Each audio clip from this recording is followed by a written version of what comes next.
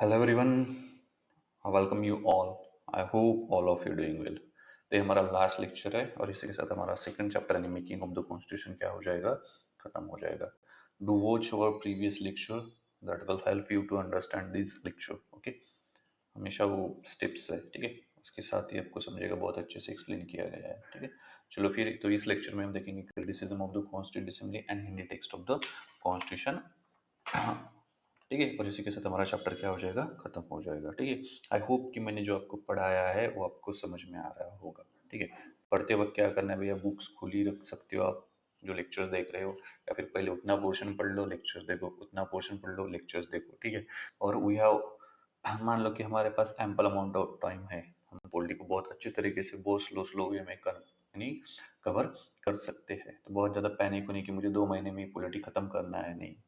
Polity is a vast subject, बराबर ना। आपको क्या करना पड़ता है, you have to align it with the current affairs, ठीक है। तो वक्त लगता है, टेक योर टाइम। एक ही बार पढ़िए, अच्छे से पढ़िए, फिर रिवाइज रिवाइज रिवाइज। नहीं भाई, 2 महीने में पढ़ लिया भाई, फिर कुछ याद नहीं आ रहा, करंट अफेयर से अलाइन नहीं कर रहा, नहीं, स्टेप बाय स्टेप जो अलाइन करते जाओ, ठीक है। एनीवे हो जाएगा। ज़्यादा मोटिवेशन की जरूरत नहीं है, ठीक है। चलो फिर criticism of the constituent assembly देखते हैं, ठीक है। सबसे पहले यहाँ पे कहा कहा गया है कि जो हमारी कॉन्स्टिट्यूएंट असेंबली है, not a representative body, representative body नहीं है, ठीक है। ऐसा क्यों कहा गया था, क्योंकि इन्होंने कहा है, इन्होंने आर्गुमेंट्स दिए हैं कि members were not directly elected by the people on the basis of universal adult franchise। जी भैया, ये सही है, ठीक है, बराबर ना। कि जो मेंबर्स थे कॉन्स्टिट्यूंट असेंबली की, वो यूनिवर्सल एडल्ट फ्रेंचाइजी के बेसिस पे इलेक्ट नहीं किए गए थे, ठीक है, जैसे मैं आपको बताता हूँ, ठीक है। तो देखो, जो कॉन्स्टिट्यूंट असेंबली थी उसकी स्ट्रेंथ थी 389 टोटल स्ट्रेंथ। उसमें से देखो हमारे यहाँ पे British Indian provinces and princely state थे, ठीक है। अब ब्रिटिश इंडियन प्रोविंसेस को 292 सीट्स मिले थे और प्रिंसली स्टेट्स को मिले थे 93 सीट्स। अब जो 292 सीट्स थे, ठीक है, ये इलेक्ट होने वाले थे प्रोविंशियल लेजिस्लेटिव असेंबली से, जो फॉर्म की गई थी on the basis of government of India act 1935 के बेसिस पे, ठीक है। तो इससे ये मेंबर चुनने जाने वाले थे, ठीक है। और ये जो यहाँ पे इलेक्शन मेथड थी वो थी प्रोपोर्शनल रिप्रेजेंटेशन मेथड, यानी सिंगल ट्रांसफरेबल वोट के द्वारा इसे चुनने जाने वाला था, ठीक है। ये पार्टली इलेक्टेड बॉडी थी, ठीक है। अब यहाँ पे क्या क्यों कहा गया है कि on the basis of universal adult franchise, क्योंकि जो 93 सीट्स थे प्रिंसली स्टेट से आने वाले थे मेंबर, ठीक है, इन्हें जो हेड थे प्रिंसली स्टेट से, वो नॉमिनेट करने वाले थे। क्या करने वाले थे, नॉमिनेट करने वाले थे। तो हमारी जो कॉन्स्टिट्यूंट असेंबली थी, basically it was a partly elected and partly nominated body थी। इसके अलावा एक बात मैंने ऑलरेडी लेक्चर में समझाई है, मैंने वो लेक्चर बहुत अच्छे तरीके से देखिए, आपको अपने आप ही समझ में आ जाएगा, ठीक है। क्योंकि जो गवर्नमेंट ऑफ इंडिया एक्ट 1935 के बेसिस पे जो प्रोविंशियल लेजिस्लेटिव असेंबली फॉर्म की गई थी, ठीक है, ये लिमिटेड फ्रेंचाइजी के बेसिस पे थी। क्या थी, लिमिटेड फ्रेंचाइजी के बेसिस पे थी। समझ में आ रहा है, क्योंकि गवर्नमेंट ऑफ इंडिया एक्ट 1935 ने जो राइट टू वोट दिया था, वो जो लोग टैक्स पे करते हैं, जिनके पास प्रॉपर्टी है और अदर क्वालिफिकेशन सच है, जो लोग एजुकेटेड है, उनको ही क्या किया था, राइट टू वोट दिया गया था। इसलिए जो क्रिटिक्स थे उन्होंने कहा है कि हमारे जो कॉन्स्टिट्यूएंट असेंबली थी वो not directly elected by the people of India on the basis of universal adult franchise. Universal adult franchise के बेसिस पे उसका डायरेक्टली सिलेक्शन नहीं हुआ, यानी इलेक्ट नहीं की गई थी, ठीक है।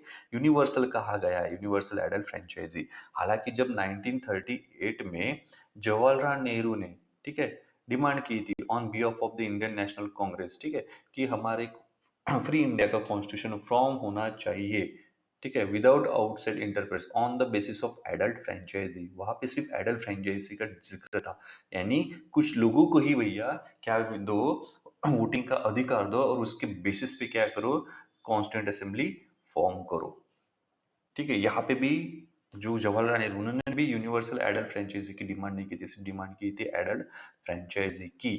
जबकि क्रिटिसिज्म क्या कहता है कि डायरेक्टली इलेक्टेड नहीं थी, basis of universal adult franchise, यानी कॉन्स्टिट्यूंट असेंबली के लिए कौन जाएगा, जो मेंबर्स जाने वाले, उन मेंबर्स को चुनने के लिए पीपल ने डायरेक्टली वोट नहीं किया था, ठीक है। एक तो भैया पार्टली इलेक्टेड थी और पार्टली नॉमिनेटेड थी, ये बात आपको यहाँ पे ध्यान में रखनी है, ठीक है।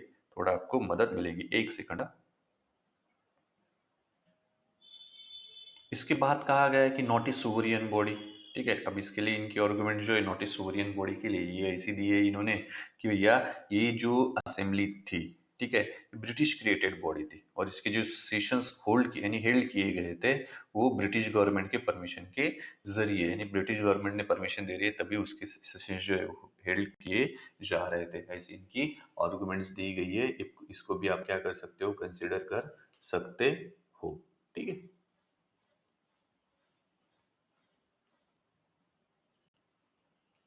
ठीक है, तो इन्होंने ऐसा कहा है कि सोवरियन बॉडी भी नहीं थी। इसके अलावा टाइम कंज्यूमिंग बॉडी थी, ये इनकी एक आर्गुमेंट्स है। ठीक है। अब टाइम कंज्यूमिंग यानी जैसे मान लो कि भैया हमारे क्या कंप्लीट कितने दिन लगे थे, कॉन्स्टिट्यूशन असेंबली के सेशन चले थे 2 years 11 months एंड 18 days, इतने साल हमारी कॉन्स्टिट्यूशन असेंबली चली थी। इसलिए वो बोल रहे हैं कि भैया टाइम कंज्यूमिंग भी थी। ठीक है। जैसे नजरुद्दीन अहमद में कहा है ड्राफ्टिंग कमेटी को ड्रिफ्टिंग कमेटी कहा था। ठीक है। अभी पिछले लेक्चर में हमने देखा कि ड्राफ्टिंग कमेटी क्या आती थी, इन्होंने कहा कि ये ड्राफ्टिंग कमेटी नहीं, ड्रिफ्टिंग कमेटी थी। इसके लिए इन्होंने आर्गुमेंट दिया क्या कि भैया इंडियन जो कॉन्स्टिट्यूशन असेंबली थी उसे 2 years 11 months 18 days लगे, हालांकि अमेरिकन कॉन्स्टिट्यूशन जो है सिर्फ भैया 4 महीने में बन के रेडी हो गया। ठीक है। तो इस तरह से उन्होंने आर्गुमेंट दी थी। ठीक है। ये भी आप डायरेक्टली पढ़ के यहाँ पे इस तरह से इसको जस्टिफाई कर सकते हो। इसके अलावा डोमिनेटेड बाय कांग्रेस, जी हाँ, ये भी सच है। ठीक है। क्योंकि जो असेंबली थी वो डोमिनेटेड बाय कांग्रेस थी, वही मेजर पॉलिटिकल एसोसिएशन था, ऑर्गेनाइजेशन था। इसके अलावा जब मुस्लिम लीग विड्रू करती है, ठीक है, उसके बाद तो भैया पूरा इंडियन नेशनल कांग्रेस का ही दबदबा रहता है उसमें। ठीक है। हालांकि इंडियन नेशनल कांग्रेस जो थी वही सोसाइटी के हर एक सेक्शंस को कवर करती थी, तो most of the Indian National Congress के जरिए थी। ठीक है। यानी बहुत ज्यादा डोमिनेशन था उसका, ये भी आप यहाँ पे समझ सकते हो कि हाँ इंडियन नेशनल कांग्रेस की डोमिनेशन, यानी हर एक क्रिटिसिज्म को हम जस्टिफाई कर सकते हैं, ऐसे इग्नोर नहीं किया जा सकता कि भैया हवा में किया गया है, ऐसे नहीं है। ठीक है। इसके अलावा ग्रैनवेल ऑस्टिन ने एक कमेंट की थी, ये ध्यान में रखना। ठीक है। ये किसने कहा था, डायरेक्टली स्टेटमेंट में से आ सकता है। ठीक है। तो ग्रैनवेल ऑस्टिन ने कहा था कि the constituent assembly was a one party body and one party essentially one party country. तो ये कांग्रेस का डोमिनेशन था, ऑलमोस्ट सोसाइटी की हर एक सेक्शंस इंडियन नेशनल कांग्रेस में आते थे। वन पार्टी सिस्टम थी बेटा, और वन पार्टी बॉडी थी। ठीक है। इन्होंने फिर कहा कि assembly was the Congress and Congress was India. ये भी आप यहाँ पे ध्यान में रखते हो, असेंबली कांग्रेस थी और कांग्रेस ही क्या था, इंडिया था। इसके अलावा पॉलिटिशियन लॉयर डोमिनेशन, जी हाँ, पॉलिटिशियंस और लॉयर लोगों को बहुत ज्यादा डोमिनेशन था। इसलिए हमारे कॉन्स्टिट्यूशन में हमें क्या मिलती है, एक बल्कि लैंग्वेज दिखने के लिए मिलती है, कॉम्प्लिकेटेड लैंग्वेज दिखने के लिए मिलती है। ठीक है। और अदर्स जो सेक्शंस थे सोसाइटी के वो सफिशिएंटली रिप्रेजेंटेड ना आते नहीं थे, ये भी कुछ हद तक जस्टिफाई कर सकते हो। जो प्रीवियस लेक्चर देखे वो देखो, उसके जरिए आपको ये भी समझ में आ जाएगा। ठीक है। तो ये समझना कि हाँ हमारा कॉन्स्टिट्यूशन बल्कि था, कॉम्प्लिकेटेड लैंग्वेज थी, ठीक है, साइंटिफिक टेम्परामेंट, ये वगैरह एम्बिगस वर्ड्स है, जनरली जो हम जैसे जनरल पब्लिक है, कॉमन पीपल है, उनको नहीं समझ में आता है। ठीक है। इसके अलावा इन्होंने कहा है कि भैया डोमिनेटेड बाय हिंदू, ये कहा था विस्कॉन साइमन ने। ठीक है। कि बॉडी ऑफ हिंदूज, हाँ मोस्ट ऑफ द हिंदूज ही थे, क्योंकि मुस्लिम लीग विड्रॉ होने के बाद मोस्ट ऑफ द मेंबर उधर चले गए थे। ठीक है। The constituent assembly represent only one major community, ये विंस्टन चर्चिल ने कहा था। ठीक है। ये भी आप थोड़ा बहुत जस्टिफाई कर सकते हो, लेकिन हाँ ऐसा था ही नहीं कि अदर सेक्शंस का रिप्रेजेंटेशन नहीं था या फिर मुस्लिम सेक्शंस के लोग ही नहीं थे, ऐसा बिल्कुल भी नहीं है। जी हाँ थे, लेकिन मे भी हो सकता है उनका जो रिप्रेजेंटेशन है उस लेवल पे नहीं था, ये आपको यहाँ पे कंसिडर करना है। नॉमिनल सा क्या है, क्रिटिसिज्म है, आप नॉमिनल वे में भी इसको कर सकते हो। ठीक है। तो क्रिटिसिज्म में क्या है, नॉट ए रिप्रेजेंटेटिव बॉडी, ये आपको इजीली समझ में आ जाएगा, not a sovereign body. Time consuming भी आप जस्टिफाई कर सकते हो, डोमिनेटेड बाय कांग्रेस, इसको भी आप जस्टिफाई कर सकते हो। पॉलिटिशियन लॉयर डोमिनेशन, इसको भी कंसिडर कर सकते हो। बॉडी ऑफ हिंदूज, हाँ कंसिडर कर सकते हो कि पूरा का पुराना था उस लेवल पे अदर सेक्शंस का, यानी अदर रिलीजन का, मे बी रिलीजियस जो बॉडीज थी, रिलीजियस बॉडी नहीं, sorry I made mistake again, कि अदर जो थे जैसे हिंदूज थे, मुस्लिम का उस लेवल पे रिप्रेजेंटेशन नहीं मिलेगा, लेकिन था, कुछ भी रिप्रेजेंटेशन नहीं था ऐसा नहीं है। ठीक है। तो थोड़ा वो अच्छे से समझ के लीजिए। ठीक है। उसके बाद देखो इंस्टीट्यूशनल सिंबल्स एंड फैक्ट्स, ये तो नॉमिनल सी बात है, आप ऐसे भी पढ़ के इसको कर पाओगे। ठीक है। देखो फिर सिंबल एलिफेंट था, क्या था, सिंबल एलिफेंट था। ठीक है। कॉन्स्टिट्यूशनल और लीगल एडवाइजर कौन थे, सर बी एन राव थे। ठीक है।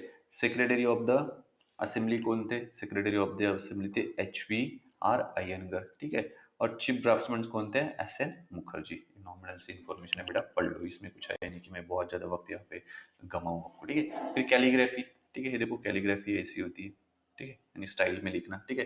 प्रेम बहरी नारायण रईज़ादा, ठीक है, कैलीग्राफर था इंडियन कॉन्स्टिट्यूशन का। ओरिजिनल कॉन्स्टिट्यूशन इनके द्वारा लिखा गया था फ्लोइंग इटैलिक स्टाइल में, देखो फ्लोइंग इटैलिक स्टाइल में लिखा गया है, ठीक है। और जो ओरिजिनल वर्जन है शांति निकेतन के नंदलाल बोस ने क्या किया था, उसे इलिमिनेटेड किया था, ब्यूटिफाइड किया था, डेकोरेटेड किया था। फैक्चुअल है, कंप्लीटली फैक्चुअल इन्फॉर्मेशन पढ़ लो, जहाँ पे बहुत ज़्यादा ऐसे फैक्चुअल रहेगा, मैं ज़्यादा वक्त वहाँ पे इन्वेस्ट नहीं करूँगा, ठीक है। उसके बाद देखो यहाँ पे दिया है शांति निकेतन आर्टिस्ट ने इस तरह से बढ़िया से उनको क्या किया था, डिजाइन किया था। नंदलाल बोस, बेहर राम मोहन सिन्हा डेकोरेटेड किया था इन्होंने ओरिजिनल वर्जन, ठीक है। इसके बाद देखो प्रियम्बल को एलिमिनेटेड किया गया था बेहर राम मनोहर सिन्हा एंड कैलीग्राफ किया गया था प्रेम बहरी रायजादा के जरिए। ये देखना, ठीक है। प्रियम्बल भी बहुत अच्छे से पढ़ेंगे, एक एक टर्म प्रियम्बल की मैं अच्छे से एक्सप्लेन करके दूंगा, कहीं और आपको जाने की जरूरत नहीं पड़ेगी। इसके बाद देखो ये थोड़ा इंपॉर्टेंट पोर्शन है, थोड़ा सा है, स्लाइटली समझने की जरूरत है, ज्यादा कुछ है नहीं इसमें भी। इसके बाद देखो हिंदी टेक्स्ट एंड लैंग्वेज, ठीक है। अब देखो ओरिजिनल जो हमारा कॉन्स्टिट्यूशन बना गया था, जो कॉन्स्टिट्यूशन का ऑथोरेटिव टेक्स्ट था, उसमें कुछ हिंदी में ट्रांसलेट करना है या फिर कॉन्स्टिट्यूशन का हिंदी वर्जन चाहिए, ऐसा कुछ भी मेंशन किया गया नहीं था, ऐसा कुछ प्रोविजन नहीं था, ठीक है। बेसिकली आपको पता है कि हमारा कॉन्स्टिट्यूशन लिविंग डॉक्यूमेंट है, सोसाइटी के अनुसार वो चेंज होता रहता है, ठीक है। तो देखो फिर तो ऐसी 58 अमेंडमेंट एक्ट लाई जाती है 1987 में। इसके जरिए आर्टिकल 394 ए, लेट मी चेक, हाँ, आर्टिकल 394 ए को क्या किया जाता है, इंसर्ट किया जाता है कॉन्स्टिट्यूशन में पार्ट 22 में। पार्ट 22 में क्या किया जाता है, इंसर्ट किया जाता है। इसमें फिर प्रोविजन लाया जाता है हिंदी टेक्स्ट एंड लैंग्वेज का, यानी भैया हिंदी लैंग्वेज में क्या करना है, हमारी कॉन्स्टिट्यूशन को ट्रांसलेट करना है, और हिंदी टेक्स्ट, ठीक है। और कॉन्स्टिट्यूशन का क्या होना चाहिए, हिंदी टेक्स्ट भी होना चाहिए, ठीक है। तो देखो 58 अमेंडमेंट एक्ट आता है 1987 को, ठीक है। ये नया आर्टिकल इंसर्ट करता है, दैट इज आर्टिकल 394 ए। कौन से पार्ट में करता है, पार्ट 22। डायरेक्टली क्वेश्चन आने की संभावना है, बहुत ज्यादा पॉसिबिलिटी है, बहुत ज्यादा फैक्चुअल क्वेश्चन बन सकता है आपको, यहाँ पे आपको ध्यान में रखना ही रखना है। तो बेसिकली इन्होंने क्या दिया था, इस अमेंडमेंट या फिर इस एक्ट अमेंडमेंट ने प्रेसिडेंट को पावर दी कि प्रेसिडेंट ये कर सकते हैं। तो प्रेसिडेंट क्या कर सकते हैं, ठीक है।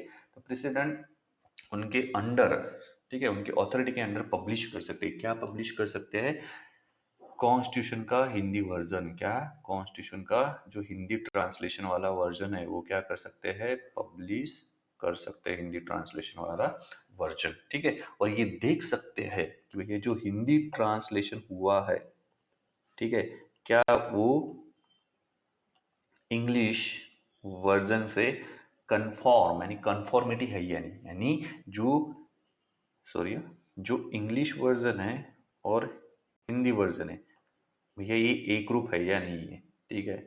क्या है या नहीं है, एक रूप है या नहीं, एक समान है या नहीं, क्या उसमें कुछ पैरिटी नजर आ रही है, ठीक है। तो कंफॉर्मिटी होना चाहिए, किस हद कंफॉर्मिटी होना चाहिए, एक रूपता किसके साथ होनी चाहिए, लैंग्वेज के साथ, ठीक है। Same as it is language चाहिए, जिस तरह से हिंदी इंग्लिश में, सेम उसी तरह से क्या चाहिए, हिंदी में चाहिए। स्टाइल में भी ऐसा नहीं कि इंग्लिश में हिंदी में कर रहे तो भैया कुछ भी कर ले, नहीं, सेम एज इट इज हमें हिंदी में होना, स्टाइल में होना। टर्मिनोलॉजी जिस तरह से इंग्लिश में अडॉप्ट की गई है, सेम काइंड ऑफ हमें क्या होना, हिंदी में होना, ठीक है। ये सभी इन्होंने कहा गया है, ठीक है। और इसके अलावा जो यानी 1987 के पहले जो कॉन्स्टिट्यूशनल अमेंडमेंट्स हुई है वो भी हिंदी में ट्रांसलेटेड करना है, ठीक है। ये भी क्या कर सकते हैं, प्रेसिडेंट अंडर हिज अथॉरिटी कर सकते हैं। तो ये किसने हक दिया है, 58 अमेंडमेंट एक्ट 1987 ने, अंडर आर्टिकल 394 ए पार्ट 22 में, ठीक है। तो सबसे पहला पॉइंट ये ध्यान में आपको रखना है, ठीक है। इसके बाद जो भी अमेंडमेंट्स इंग्लिश में हुई है वो सभी अमेंडमेंट्स हिंदी में ट्रांसलेट करना, ठीक है। The translation in Hindi of every amendment of the constitution made in English, यानी इंग्लिश में जो भी अमेंडमेंट्स हुई है वो क्या होगा, हिंदी में ट्रांसलेटेड होगी। देखो translation of Hindi of every amendment made in English must be publish, English में जो अमेंडमेंट्स हुई है वो हिंदी में भी क्या करनी पड़ेगी, पब्लिश करनी पड़ेंगी, ठीक है। इसके अलावा इन्होंने क्या कहा है कि ट्रांसलेशन लीगल स्टेटस देखो यहाँ पे, Hindi translation shall be deem as the authoritative text for all purposes, ऐसा नहीं रहेगा कि भैया हिंदी में कर लिया गया है तो इसका भी ऑथोरेटिव पर्पस के लिए यूज नहीं किया जाएगा, नहीं, ठीक है, जिस तरह से इंग्लिश का यूज होता है, इंग्लिश वर्जन का यूज होगा, उसी तरह ऑथोरेटिव टेक्स्ट, ठीक है, जो हिंदी का है उसको ऑल पर्पस के लिए भी क्या किया जाएगा, इस्तेमाल किया जाएगा। इसके अलावा मान लो कि जो इंग्लिश में जो मीनिंग निकलता है टर्मिनोलॉजी का, वही मीनिंग हिंदी में भी निकलना चाहिए। ऐसा नहीं होना चाहिए कि भाई इंग्लिश में अलग मीनिंग है, हिंदी में लिखा रहा है, यानी ट्रांसलेटेड करके हम पब्लिश करें तो उसका भी कहीं और अलग ही मीनिंग निकल रहा है। ठीक है, ऐसा नहीं होना चाहिए। अगर ऐसी कुछ मान लो कि सेम मीनिंग नहीं निकलता है, ठीक है, ओरिजिनल टेक्स्ट से, ठीक है, जो ओरिजिनल टेक्स्ट इंग्लिश में दिया गया है उसके जैसे अगर हिंदी टेक्स्ट में मीनिंग नहीं निकलता है, तो प्रेसिडेंट क्या कर सकते हैं, जो हमारा कॉन्स्टिट्यूशन, प्रेसिडेंट क्या कर सकते हैं कि जो ट्रांसलेटेड वर्जन है उसको रिवाइज कर सकते हैं और कह सकते हैं कि भैया इसको और अच्छे से ट्रांसलेट करो ताकि इसका मीनिंग जो है वो इंग्लिश टेक्स्ट जो है ओरिजिनल उससे मेल खाए, उसका जो मीनिंग है सेम मीनिंग हिंदी का भी निकले। ये भी हमारे क्या कर सकते हैं, प्रेसिडेंट कर सकते हैं। ये बात आपको यहाँ पे ध्यान में रखनी, बस इतना ही दिया है, ज्यादा कुछ नहीं। देखो 3 पॉइंट्स है, 3 पॉइंट्स का बहुत अच्छे तरीके से ध्यान में रख सकते हो। ठीक है, तो कैसे, तो देखो, ठीक है, सबसे पहले तो ये ध्यान में रखना है कि ऑथोरेटिव जो टेक्स्ट है हिंदी का, ये लाया गया है 58 अमेंडमेंट एक्ट 1987 के जरिए।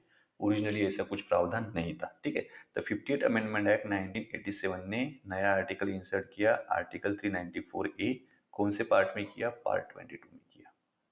ठीक है, ये पावर दे रहा है किसको, प्रेसिडेंट को। ठीक है, ये पावर दे रहा है किसको, प्रेसिडेंट को। यहाँ पे लिख देता हूं मैं अभी, ये पावर दे रहा है प्रेसिडेंट को। ठीक है, तो प्रेसिडेंट अंडर हिज ऑथोरिटी क्या पब्लिश कर सकते हैं, translation of the constitution in Hindi, या हिंदी, सॉरी, हिंदी यानी हिंदी। ठीक है, यानी जो ओरिजिनल टेक्स्ट है हमारा, हिंदी इंग्लिश वर्जन बना हुआ है, उसका ट्रांसलेशन हिंदी में करके उसे क्या कर सकते हो, कर सकते हैं, प्रेसिडेंट पब्लिश कर सकती है। ठीक है, और जो हिंदी, उसका मीनिंग जो इंग्लिश में दिया गया है सेम वैसे ही निकलना चाहिए, यानी कन्फॉर्मिटी होनी चाहिए। क्या होनी चाहिए, यहाँ पे लिख देता हूं मैं आपको समझने के लिए। ठीक है, यानी क्या होना चाहिए, कन्फॉर्म मिट्टी, यानी एक रूप होना चाहिए। ऐसा नहीं कि इंग्लिश कहीं और दौड़ रहा है, इंग्लिश का वर्जन और हिंदी का वर्जन कहीं और दौड़ रहा है। इससे क्या होगा, कंफ्यूजन होगा। लोग के जो हिंदी पढ़ रहे हैं वो अलग से कुछ मीनिंग निकाल लेंगे फिर, और जो इंग्लिश वर्जन पढ़ रहे हैं उनके लिए अलग मीनिंग निकलेगा। ऐसा नहीं होना चाहिए। लैंग्वेज के साथ, स्टाइल के साथ, वेरियस टर्मोलॉजी सभी क्या होना चाहिए, कन्फॉर्मिटी होनी चाहिए हिंदी के साथ। ये यहाँ पे दिया है। ठीक है, इसके अलावा जो भी अमेंडमेंट्स अब तक हुई है, ठीक है, वो सभी तक जो अमेंडमेंट्स हुई थी वो इंग्लिश में हुई थी, वो सभी अमेंडमेंट्स को हिंदी में ट्रांसलेटेड करना है, करना पड़ेगा। ये भी कौन कर सकता है, ये भी हमारे प्रेसिडेंट कर सकते हैं। ये हो गया हमारा फर्स्ट पॉइंट। सेकंड पॉइंट में क्या दिया है कि जो ट्रांसलेशन हो रहा है हमारा कॉन्स्टिट्यूशन का, हर एक अमेंडमेंट, ठीक है, वो नहीं, अभी देखा ना हमने। ठीक है, तो वो बोल रहे हैं कि जो भी अमेंडमेंट्स इंग्लिश में हुई है उसका जो ट्रांसलेशन होगा हिंदी में, उसका सेम मीनिंग निकाल, यानी सेम मीनिंग निकलने को होना।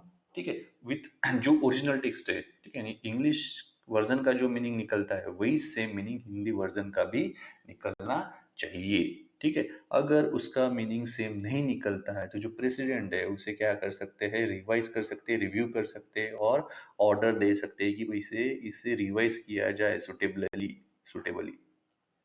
ठीक है, कि भैया देखो, प्रॉपर देखने के बाद इसको क्या करो, अच्छे से रिवाइज करो, लेकिन ये मस्ट भी उसका जो मीनिंग है वो ओरिजिनल टेक्स्ट में जो दिया गया है वैसा ही होना चाहिए। ओरिजिनल टेक्स्ट यानी इंग्लिश वर्जन में जो दिया गया है वैसे ही होना चाहिए। ये दिया गया है।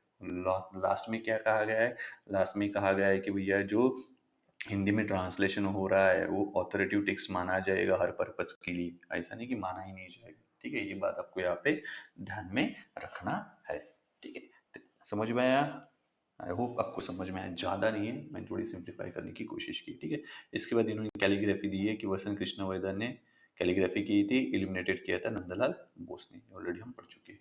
ठीक है, एक बात और है आप ध्यान में रखना कि जो हमारी लास्ट में है कॉन्स्टिट्यूंट असेंबली थी, कॉन्स्टिट्यूंट असेंबली में 15 वुमेन थी। ये ध्यान में रखना, ये डायरेक्टली कहीं पे आ सकता है, हाईलाइट हो सकता है। ठीक है, तो ये था हमारा फर्स्ट चैप्टर। जो रेस्ट ऑफ द पोर्शन दिया गया है वो आप पढ़ भी सकते हो।